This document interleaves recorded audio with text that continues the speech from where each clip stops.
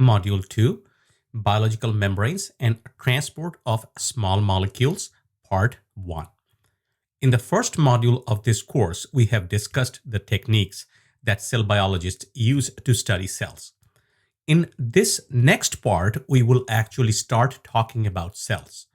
We will begin by looking at cell membranes, the membranes that surround the cells known as plasma membrane, and the membranes within cells that surround different organelles, often referred to as cellular endomembrane.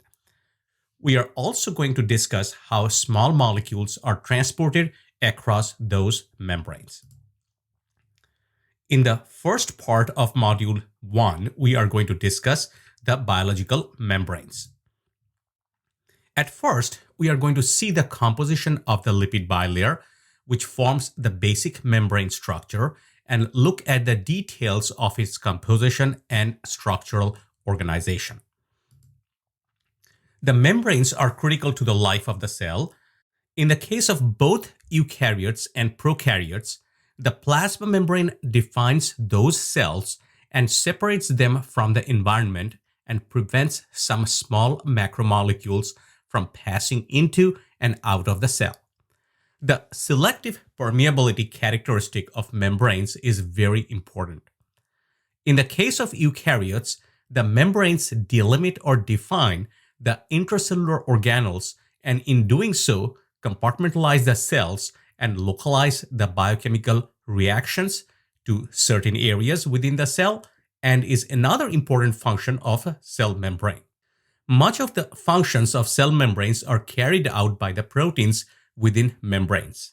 So membrane-bound proteins are involved in signal transduction, they are involved in energy transduction, they perform many other functions like ATP synthesis, structural anchors within the cell.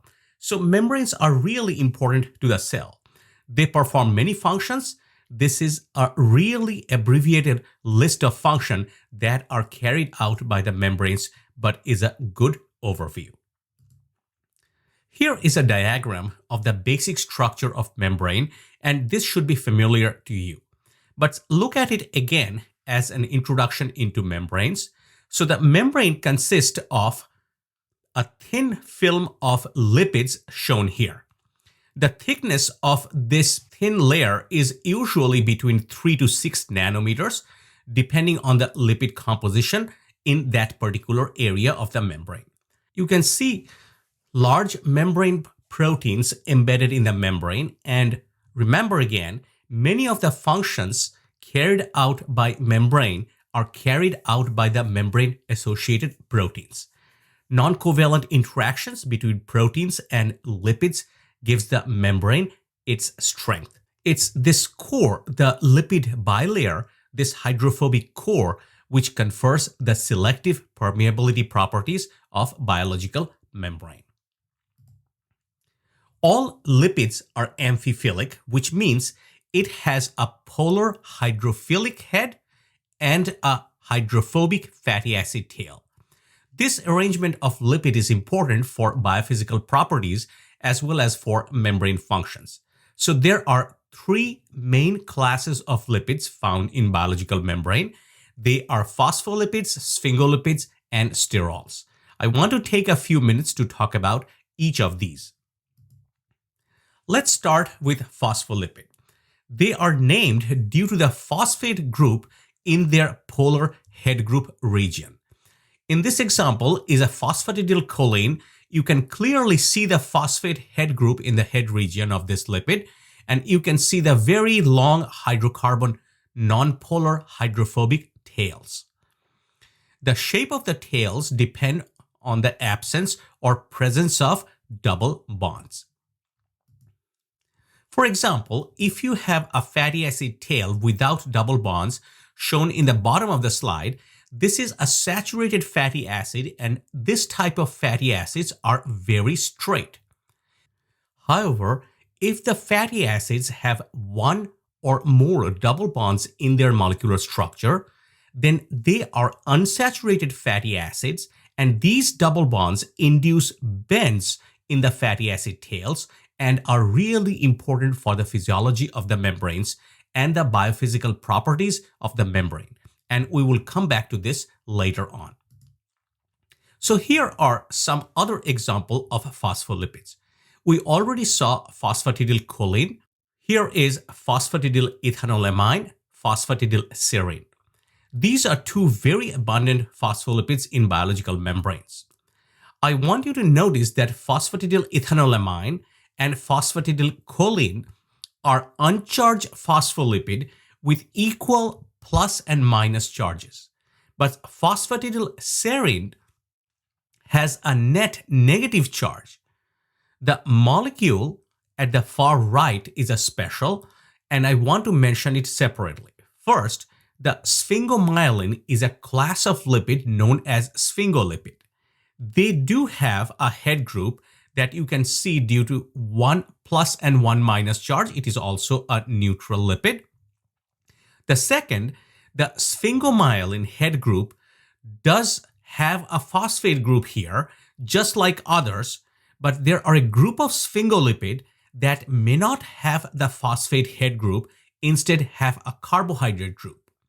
Those sphingolipids will not be considered as phospholipid.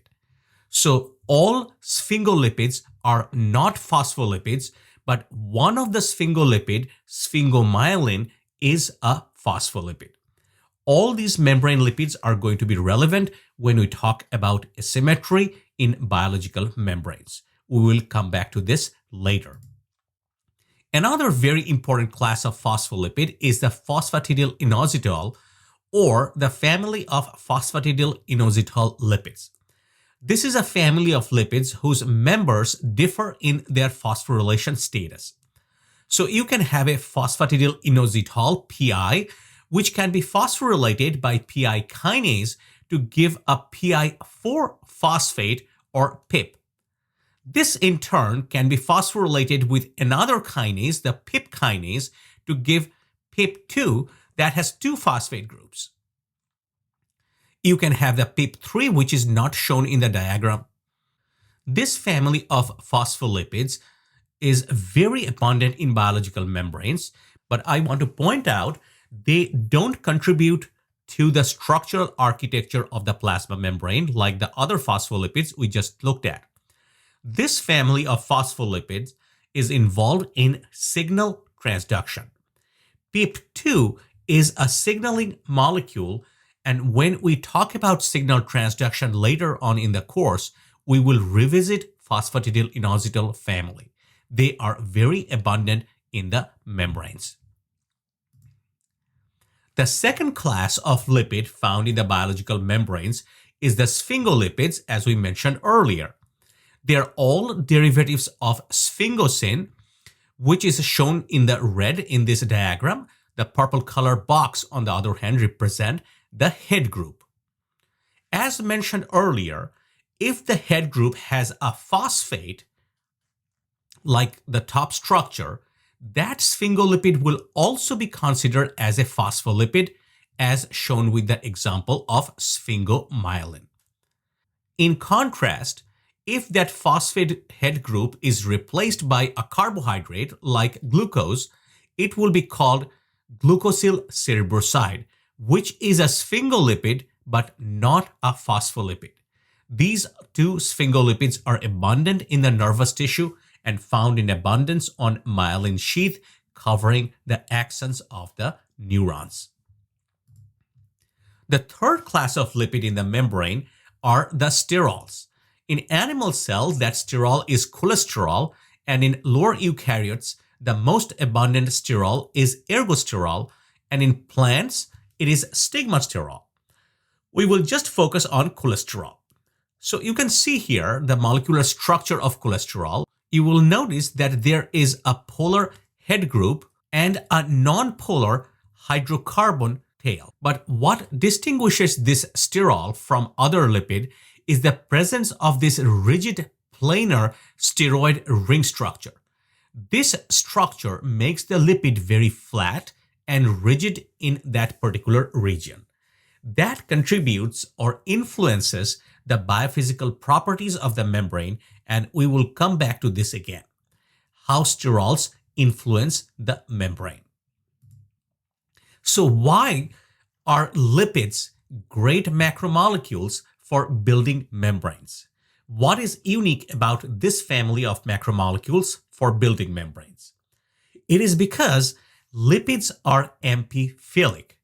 When amphiphilic lipids are surrounded by water or placed in aqueous environment, they spontaneously aggregate to form structures, and all amphiphilic molecules do this.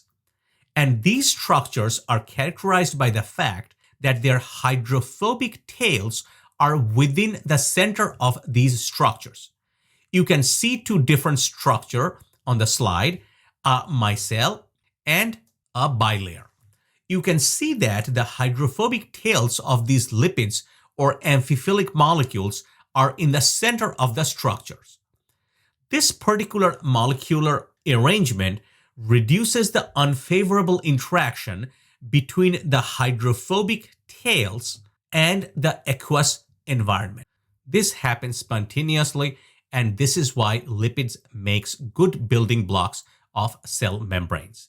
So these two kind of structure that are amphiphilic molecules in the aqueous environment are based on the van der Waals interaction. You can see a two-dimensional representation as well. The type of structure that form are predicted from the geometric considerations. So for single-tail amphiphilic molecules, they are more likely to form micelles due to the tapered shape of the van der Waals force or van der Waals envelope that surrounds that particular macromolecule. A good example is a soap because it has a single tail amphiphilic molecule. On the other hand, the two-tailed amphiphilic molecules, and most lipids are two-tailed amphiphilic molecules, are more likely to form the bilayer sheets, and this is due to the cylindrical or bullet-shaped van der Waals envelope around those lipids. It is energetically favorable, so they make great building blocks for membranes. Membranes are difficult to study for cell biologists because it is hard to maintain membranes in the lab in aqueous solution because of their structure and because of their hydrophobic tails. So much of what is known has been determined by studying structure known as liposomes. They are self-sealing lipid bilayers that have an inner aqueous compartment that are several angstroms in diameter. They are easy to make and purify in the lab. So again, much of what we know about membrane lipid has been resulted from studying liposomes, which are models of biological membranes. So from a previous class, the question arose, are there any biological monolayers? In fact, there are a couple that I would like to share. There is a class of microorganisms known as thermophiles, and they are members of the archaea domain. Note that they are not bacteria. They grow in extremely high temperatures, such as hot springs. So you can imagine that these archaea are at great risk for having their membranes destabilized by these high temperature in those hot springs. What is interesting is that they have evolved to have a biological monolayer surrounding them as their plasma membranes.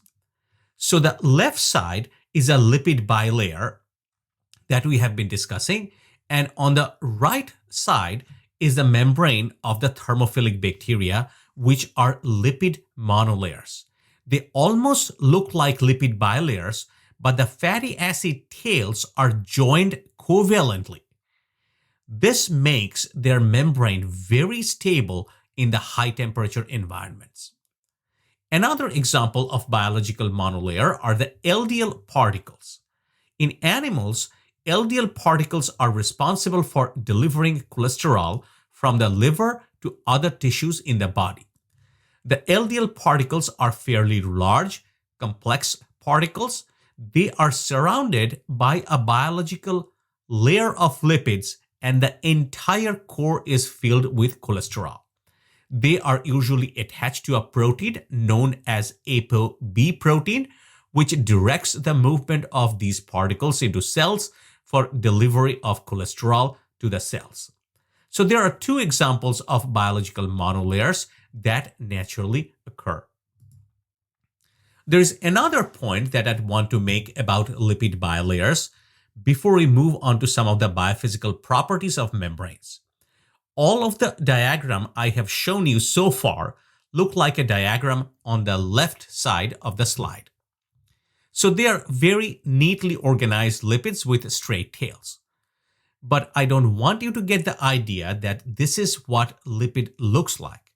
In fact, the diagram on the right-hand side of the slide is probably more realistic. The tails are intertwined and the heads are shifting around a little at the extremes of the bilayer. This is a more accurate representation of a biological lipid bilayer. So in the 70s, it was discovered is that lipids could move within the lipid bilayer. One way in which lipids can move is known as transverse diffusion or flip-flop. That is when a lipid in one leaflet can move to the opposite leaflet. This type of movement is a fairly slow process. For a lipid to move from one leaflet to another within the bilayer, the polar hydrophilic head groups has to move through the hydrophobic core of the biological membrane. This movement requires a significant amount of energy. It is not energetically favorable. The movement requires the assistance of some type of transport protein or an enzyme known as flippase. But in contrast to the flip-flop movement, there are other movements that can happen quite frequently in the membrane. There is lateral diffusion, so lipids can move back and forth both within the leaflet. There is a rotation, the lipids can spin within a leaflet. There is flexion, when the tails simply crisscross back and forth. Because all these movements of lipids within the bilayer, membranes are considered as fluids and usually have the biophysical properties of a fluid. So let's talk about the fluidity of biological membrane. All biological membranes have a characteristic transition temperature. I will come back to this in a minute. A temperature below this transition temperature, the membrane is like a semi-solid or gel-like consistency and is much thicker than when it is above the transition temperature. Below the transition temperature, the lipid tails are very straight, not moving very much. But when you raise the temperature to or above the transition temperature, the lipid tails start to move more rapidly and the entire biophysical properties of the membrane changes to a fluid-like consistency. So what contributes to the transition temperature? What influences the transition temperature of these biological membranes? First, the transition temperature is directly proportional to the fatty acid chain length and the degree of saturation. So the longer the fatty acid chains or more saturated the fatty acid chains, the higher the transition temperature will be. Why do long saturated fatty acid decrease the fluidity or increase the transition temperature? When you have a completely saturated fatty acid tails and they are long, your membrane look like this. The tails are very straight. They fit very nicely together in the membrane. The non-covalent interaction between these lipids are very strong, and there is very little movement in the membrane. So it is a very stable, organized structure. When the membrane is in this kind of configuration, it is much more harder to melt it. So the transition temperature is higher. So these membranes tend to be less fluid. On the other hand, when you introduce lipids that have double bonds, remember the double bonds in the fatty acid chains will introduce bends in those lipids. Or if you introduce lipids that are somewhat shorter, the membrane is more unorganized and it is easier to melt and thus have a lower transition temperature. These membranes tend to be more fluid. So that's how the length of fatty acid chains and the degree of saturation contributes to the transition temperature. Which property, saturation or length, contribute more to the fluidity of transition temperature of the membranes?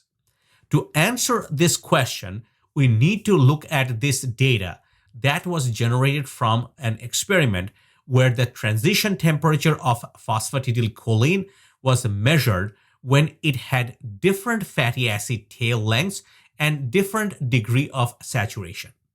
So if you focus on the first part of the table where there are no double bonds, so completely saturated fatty acids, they have 12 carbons, 14 carbons, 16 carbon, and up to 24 carbons.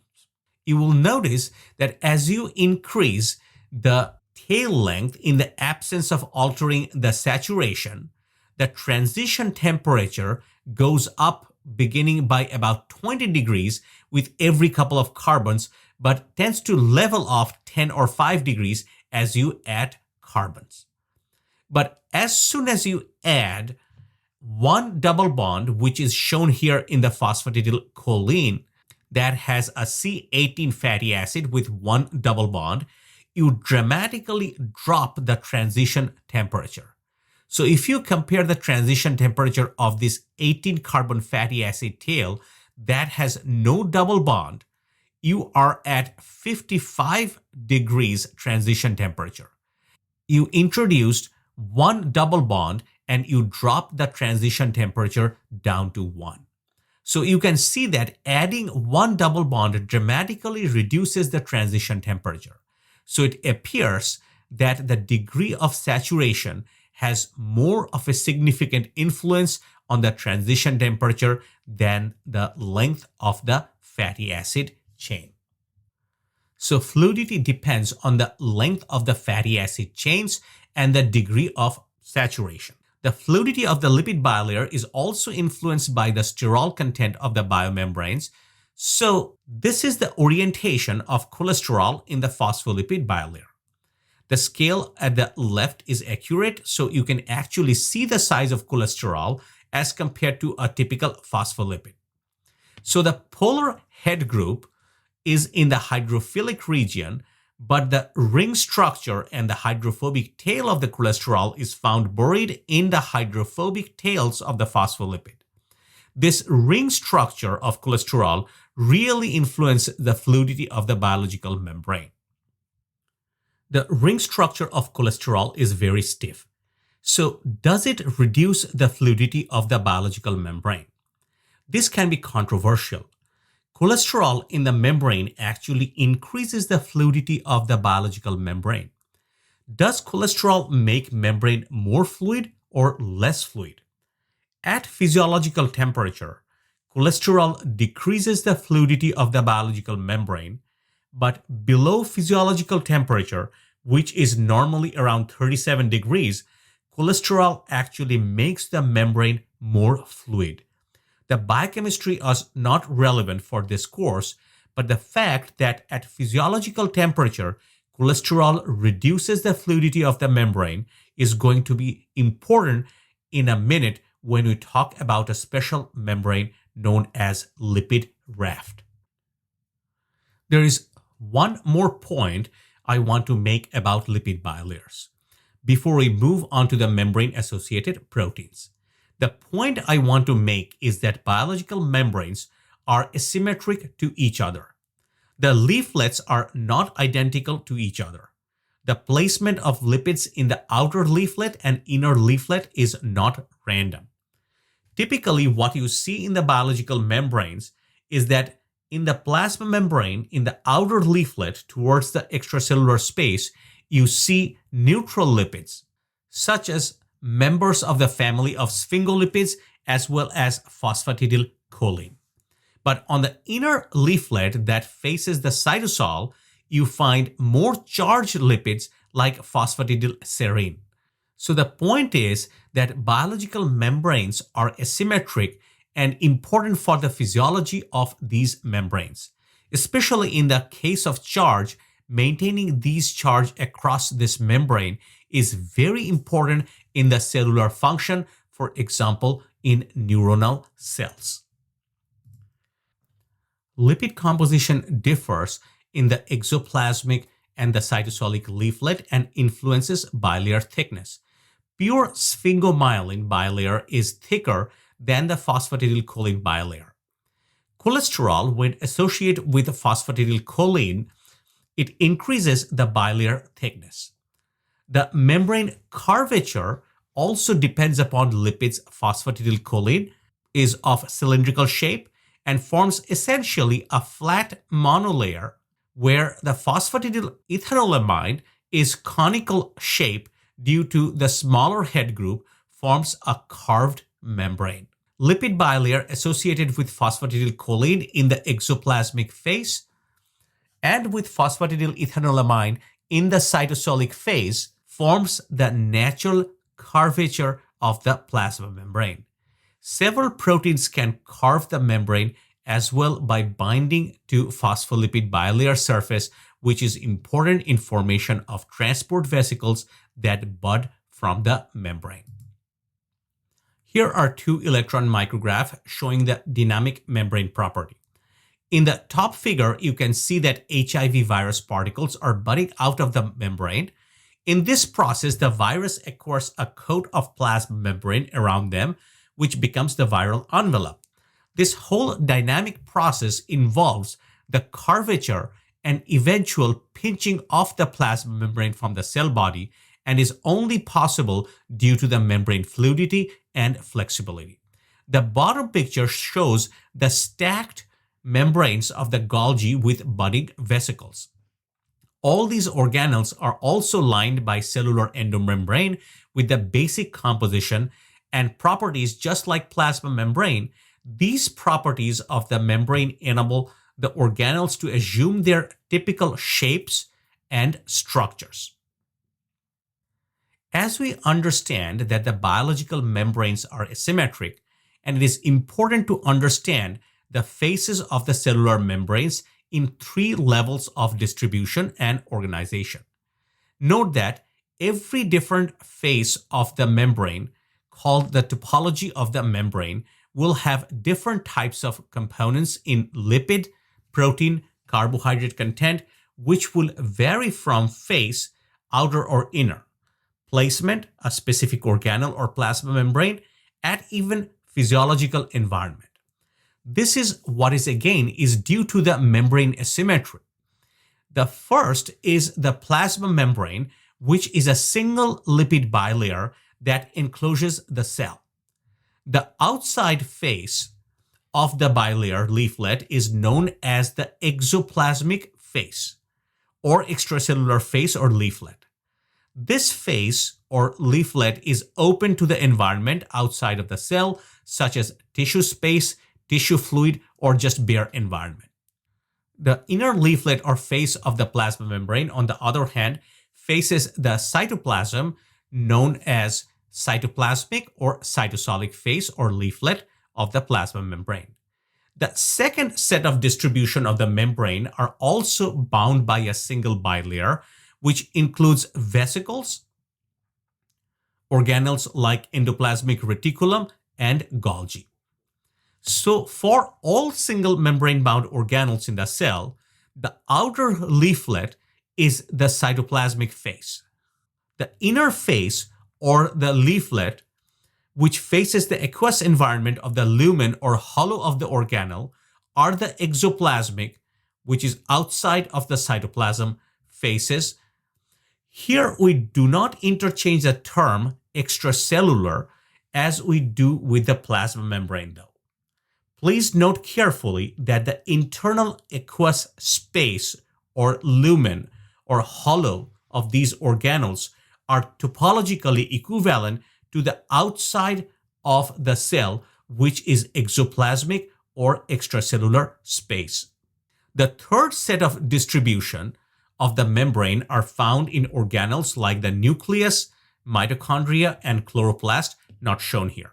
In contrast to the above, these organelles are enclosed by two membranes separated by a small intermembrane space.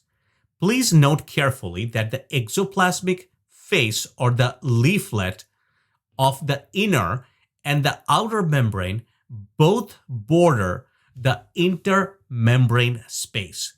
The outer leaflet of the outer membrane is the cytoplasmic face or the cytosolic face, and the inner leaflet of the inner membrane is the exoplasmic face facing the aqueous lumen or hollow of the organelle. Please draw a schematic yourself and label the outer and inner leaflets of both the inner and outer membrane, as it can be a little confusing without proper visualization. Please note that there will be 4 leaflets for these two membranes, 2 leaflets for each inner and outer membrane. Topic 2, membrane proteins, structure, and basic functions. So in the first part of this topic, we talked about lipids in biological membranes. Now I want to move on to discuss the proteins that are found in membranes. There are 3 classes of membrane proteins, and they are defined by their position in the membrane. The integral or the transmembrane proteins are a class of membrane protein that are very tightly associated with the membrane. They span the phospholipid bilayer. The second major class of membrane proteins are the lipid-anchored proteins, are the lipid-anchored membrane proteins. These proteins are on the surface of the membrane, but are tightly associated with lipid molecules embedded in the leaflet. The third group proteins are the peripheral membrane proteins. They are less tightly associated with the biological membrane, basically sit on the surface. I want to talk about these 3 major classes and look at some examples. First, let's talk about the integral or transmembrane proteins. These are proteins that have a major portion of the amino acid chain on either side of the membrane, and they pass completely through the membrane. So these proteins typically have an abundance of hydrophilic amino acids in the portions that are sitting outside the membrane. These transmembrane proteins usually pass through the hydrophobic core of the biological membrane as alpha helices. So the amino acids in the transmembrane region usually spontaneously form alpha helices. However, there are a couple of exceptions, which I will show you. Now we are going to observe a few examples. This is an illustration, shows a typical single-pass transmembrane protein, glycophorin A. The transmembrane domain is made up of an alpha helix as shown in the previous slide. It is a dimeric protein, and each of these monomer pass the membrane one time. That's why it is a single pass protein, not how many times the dimer pass, which will be twice. There are 23 hydrophobic amino acid residues, which forms the membrane spanning domain. The hydrophobic side chains of the membrane spanning region is stabilized by van der Waals interactions with the lipid. Please remember that as the fatty acid tail core of the membrane is hydrophobic, the transmembrane region of all individual amino acids of the transmembrane proteins are needed to be hydrophobic for the stability of the membrane and to be energetically favorable. Here is an illustration. There are 2 7-pass very large transmembrane proteins. Please note that all the transmembrane domains of both the proteins are alpha helices as well. On the left-hand side is an example of a proton pump from Halobacterium. It is a bacteriorhodopsin protein. This particular transmembrane protein participates in ATP synthesis in this organism. The retinal molecule is covalently attached to one helix and changes conformation when it absorbs light energy and activates the proton pump. On the right is a glycerol channel from E. coli, which is a glycerol uptake facilitator protein. This is even a larger transmembrane protein with 11 pass transmembrane domain, and all of them are alpha helices. This is also another proton pump from Rhodopseudomonas. Now, here are some exceptions of the transmembrane domain, which are not alpha helices as mentioned earlier. This class of proteins are generally called purines, but may have individual names. They are also transmembrane proteins and often have transport functions, but they do not pass through the membrane as alpha helices. The amino acid composition of these type of proteins forms a beta barrel, and these proteins can roll up and form a pore that can be inserted into the membrane that way. You can think of them as a paper towel roll that is inserted into the biological membrane. But there is a very elegant architecture of these beta barrels.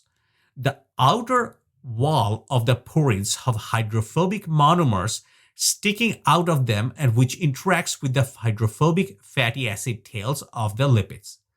Think this portion as the outermost layer of your paper towel roll. In contrast, the inner wall of the purines have hydrophilic amino acids so that the channel can interact with aqueous environment and can transport charged, polar, or hydrophilic molecules in and out of the cell. On the right is an example of purine monomer from a Rhodobacter with 14 beta strands. Here is another purine from E. coli with 16 beta strands. The second group of membrane proteins are the lipid-anchored proteins. The group of proteins have their entire amino acid chains associated with one or the other membrane leaflet. They are tightly associated with the biological membrane through some type of lipid anchor. The anchor can be a single fatty acid chain or an unsaturated fatty acid or glycosyl phosphatidyl inositol. I will elaborate on these. So fatty acid anchors have fatty acid chains bound to the proteins. There are several ways this can happen. The first type of modification is known as acylation, and there are two types. The first type of acylation is through formation of an amide bond with the N-terminal amino acid and the fatty acid.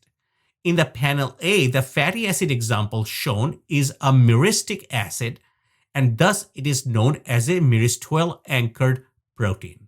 It is a C14 anchor, meaning it is a 14 carbon fatty acid chain.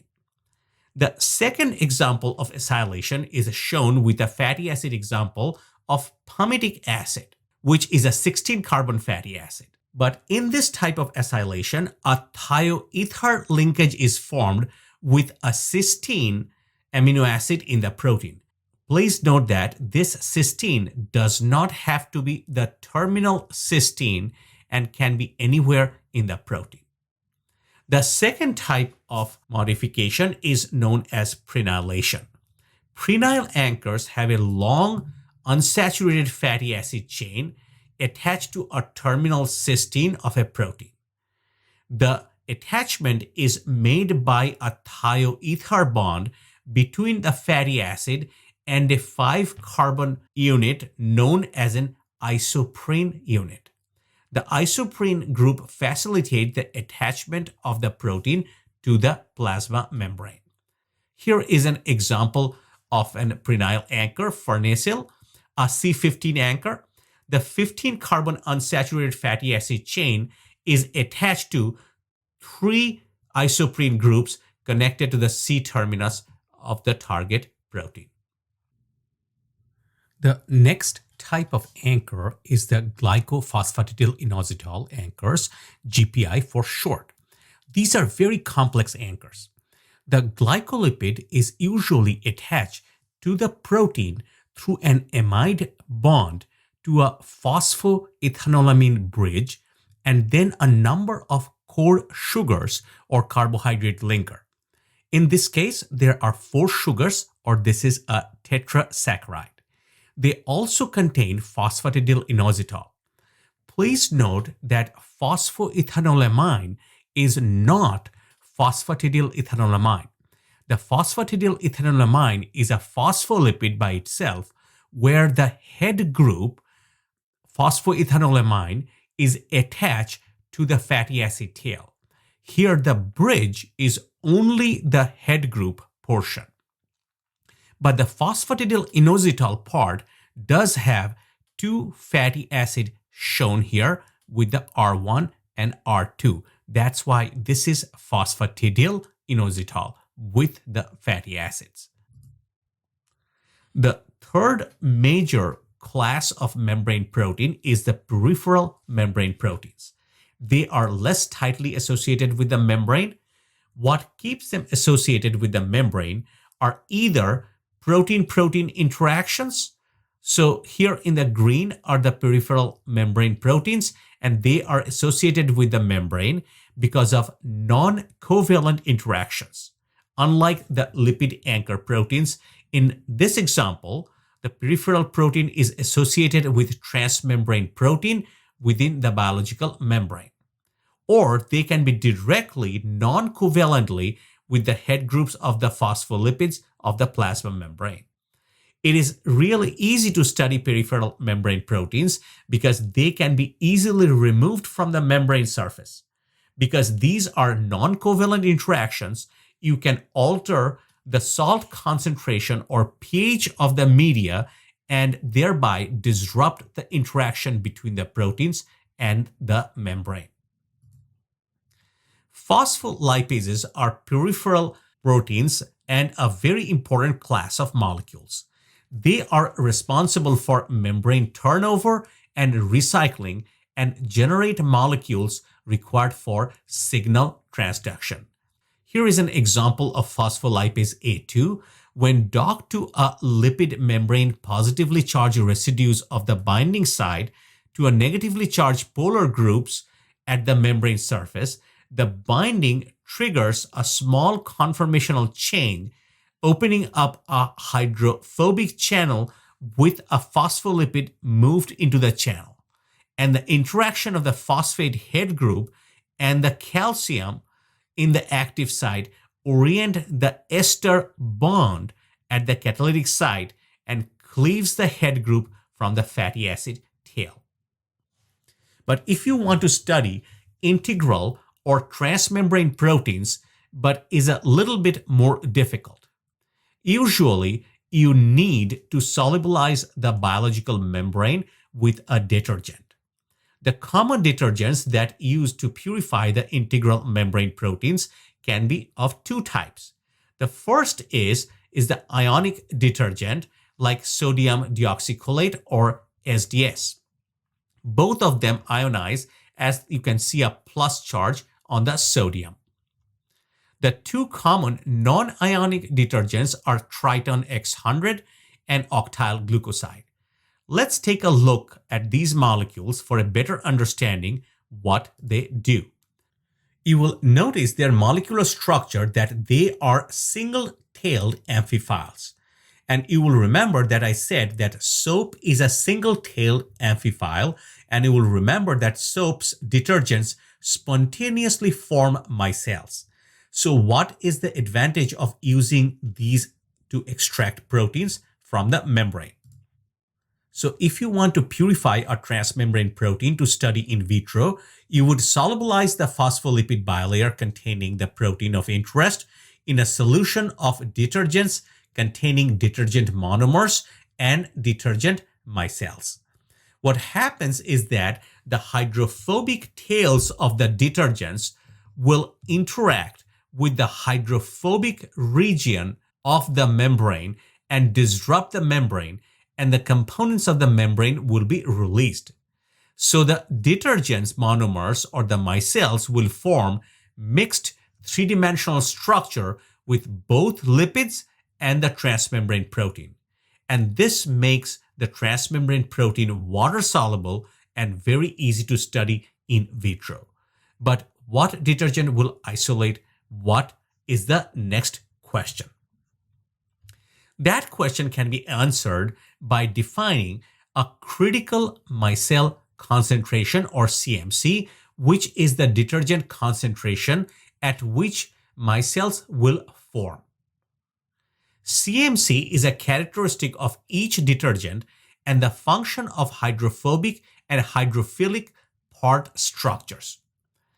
At a concentration higher than CMC or critical micellar concentration, the detergent solubilizes lipids and integral membrane proteins, forming mixed micelles containing detergent, proteins, and lipid molecules. But at concentrations lower than CMC, non-ionic detergent, example octyl glucoside, Triton X100, dissolves the membrane proteins without forming micelles by coating the protein membrane spanning regions. This is a key step for purification and characterization of membrane-bound proteins.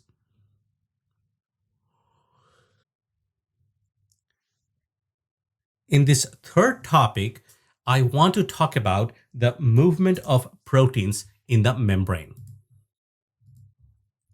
So let's return to the basic structure of the membrane. For many, many years, the fluid mosaic was the accepted model of the biological membrane.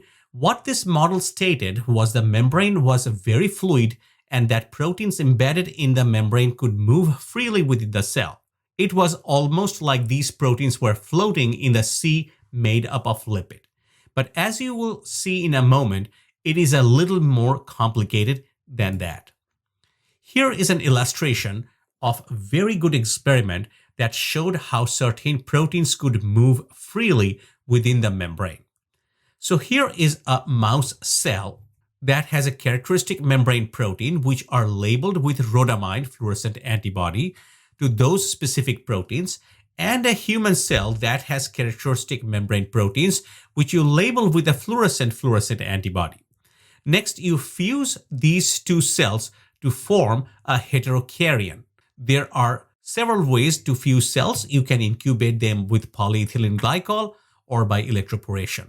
The resulting hybrid cell is tagged with two fluorophores, the rhodamine label specific to the mouse surface protein and the fluorescent label specific to the human membrane surface protein.